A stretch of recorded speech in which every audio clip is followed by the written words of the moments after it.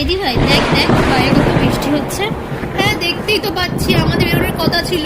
যাক আর তো বাইরে বেরোনো যাবে না, তাহলে কিছু করা যাক। আমরা বের আনলাম না একটু আগে, তো এবার একটু কিছু বানানো যাক। তো প্রথমে আলু সিদ্ধ করে নিলাম। আলুটাকে এবারে ভালো করে মাখতে হবে যাতে একটু টেস্টি টেস্টি লাগে। বৃষ্টির দিনে একদম পকোড়া পকোড়া আর এইসব চা হলে তো হয়েই যায়।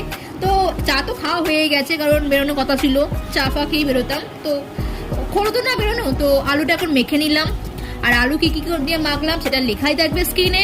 এবার ব্রেডটা চারিদিকে কাটলাম, বা চারিদিকে কাটার পর দেখলাম ব্রেডটা অনেক ছোট হয়ে যাচ্ছে। তো ভাবলাম না থাক, ওটা কাটতে হবে না, একটা কাটা হয়ে গেছে, সেটা খেয়ে ফেললাম আমরা বা রেখে দিলাম, যা খুশি করবো। তারপরে এটাকে ফিল করলাম, ফিল করে একটু সাজিয়ে একটু করে রেখে দিলাম যাতে ভালো লাগে দেখতে।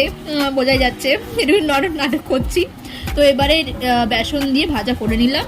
তো ভাজা দেখাতে পারলাম না কারণ অনেক বৃষ্টি হচ্ছিল, ক্যামেরাতে জল পড়ছিল, খুবই প্রবলেম হয়ে যাচ্ছিল।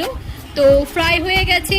এবার এনজয়, বৃষ্টির দিনে পকোড়া খাও আর স্যান্ডউইচ খাও, সাথে চা হলে তো বেশ ভালো লাগে, বল তাই না রে? হ্যাঁ।